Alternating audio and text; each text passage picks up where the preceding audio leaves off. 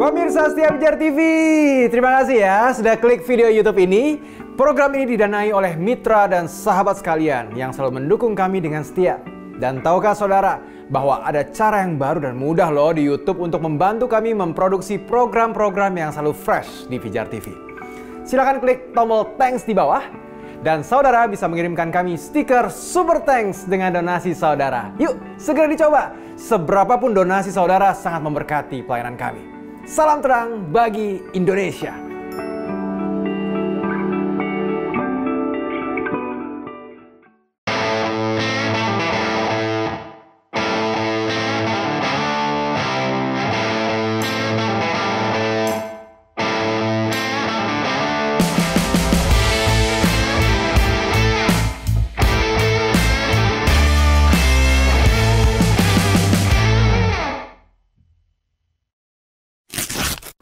Yo, selamat bergabung di Jesus is the Answer bareng gue Christopher Tapiheru.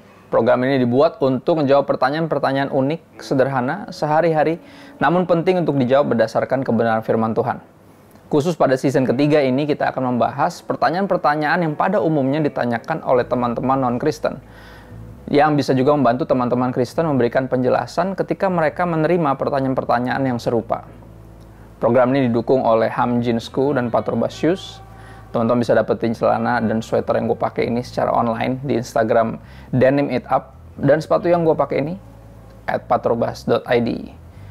Teman-teman juga bisa dapatkan sepatu, celana, sweater, dan tas gratis dari Hamjinsku, patrobas.id, dan Made by Kala dengan mengirimkan pertanyaan, cerita pengalaman, atau permohonan doamu ke nomor WhatsApp di bawah setelah menonton program ini. Yang terpilih akan mendapatkan giveaway dari clothing store Pijar TV, yaitu Made by Kala, patrobas.id, dan Hamjinsku. Kita akan menjawab pertanyaan yang kelima. Coba kita lihat. Saya mau bertanya, mana ucapan Yesus yang mengatakan bahwa akulah Tuhan Allahmu, maka sembahlah aku? Mana ucapan Yesus dalam Alkitab, akulah Tuhan Allahmu, maka sembahlah aku saja? Sebenarnya gini, tidak ada ayat dalam Alkitab yang secara literal atau plek-plekan tertulis mengatakan bahwa Yesus berkata, akulah Tuhan Allahmu, maka sembahlah aku saja. Namun ada banyak ayat di mana Yesus mengidentifikasi dirinya dengan Tuhan melalui cara-cara tertentu atau diberi penyembahan yang setara dengan Tuhan. Beberapa contoh kita akan lihat.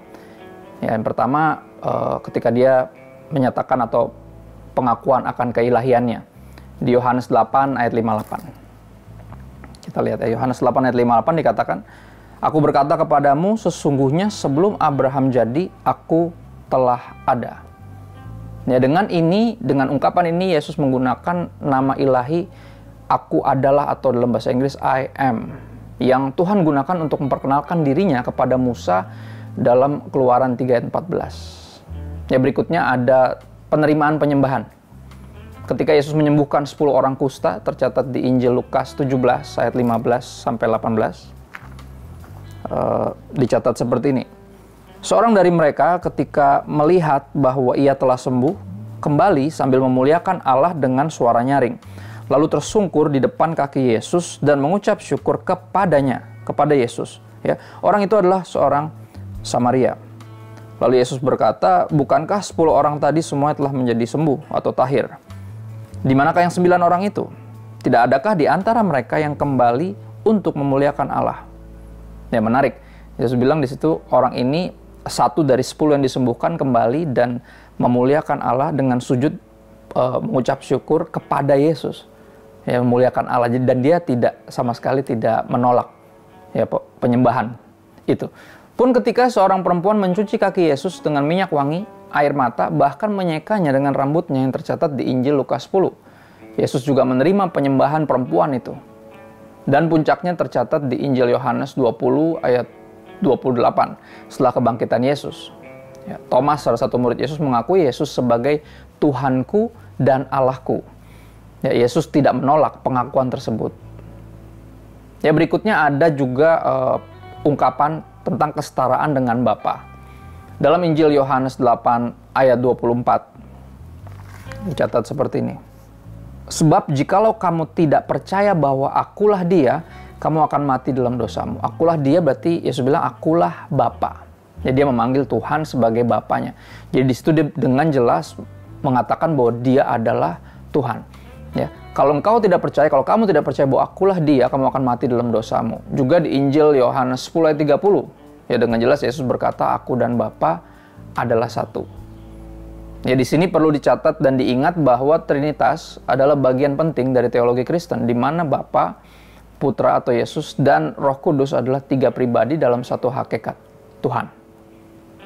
Ya berikutnya ada ungkapan otoritas ilahi di Matius 28 ayat 18-20. Yesus berkata, kepadaku telah diberikan segala kuasa di sorga dan di bumi, atau segala otoritas di sorga dan di bumi.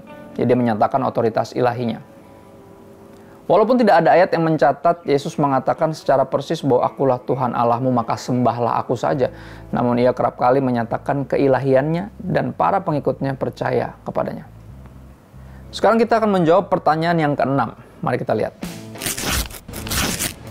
Jika Yesus adalah Tuhan, mengapa ketika tangan kakinya dipaku di salib, ia masih meminta pertolongan kepada Allah Bapa? Jika Yesus adalah Tuhan, mengapa ketika tangan dan kakinya dipaku di salib, ia memohon pertolongan kepada Allah Bapa?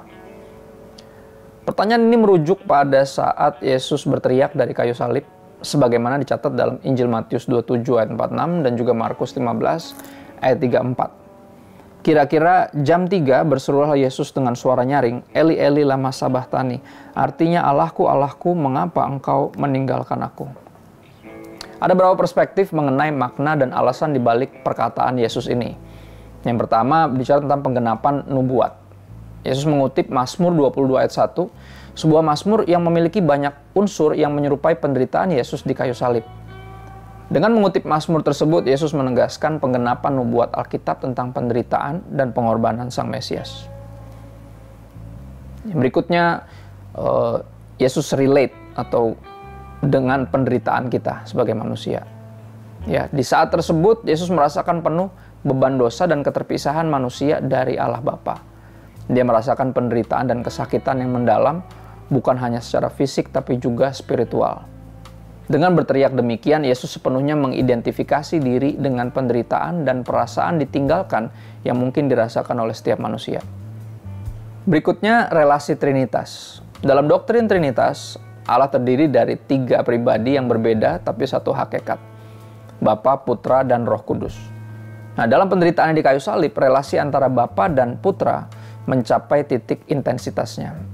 Meskipun Yesus adalah Tuhan, dia juga sepenuhnya manusia. Dan dia berkomunikasi dengan Bapa dalam kapasitasnya sebagai anak manusia yang menderita. Berikutnya tentunya berbicara tentang pengorbanan.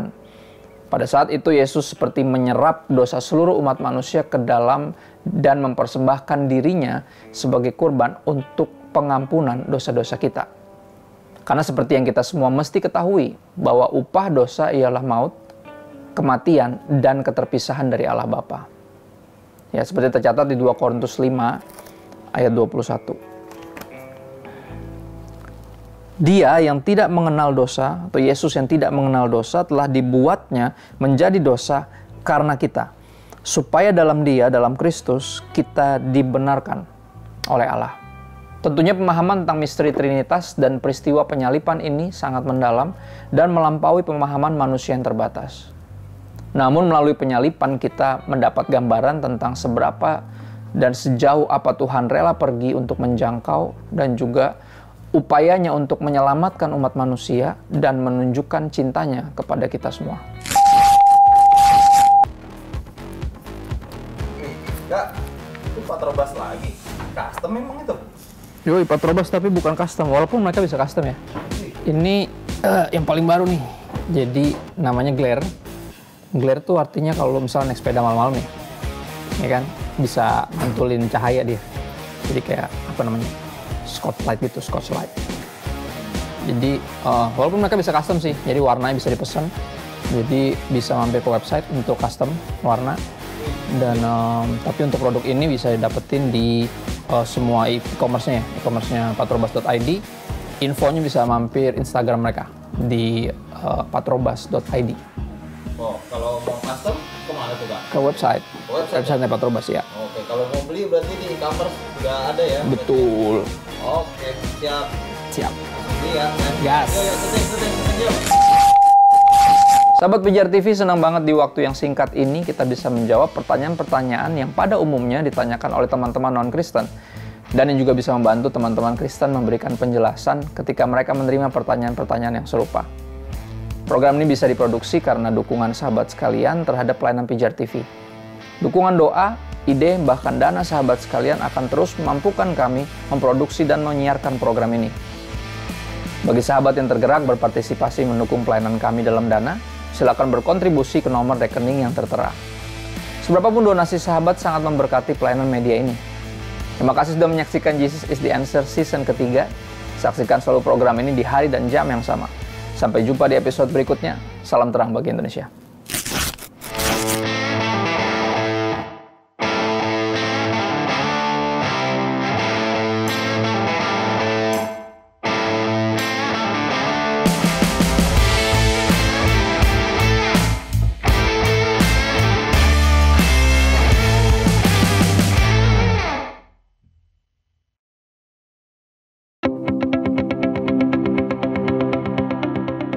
Sahabat Pijar TV, Shalom, apa kabar? Terima kasih sudah menjadi sahabat dan menjadi pemirsa setia program-program Pijar TV.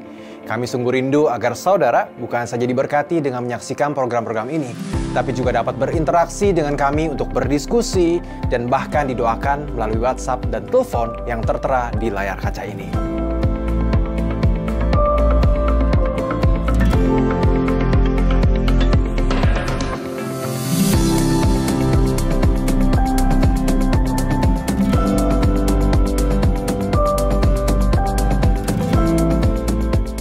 Hubungi kami sekarang melalui WhatsApp.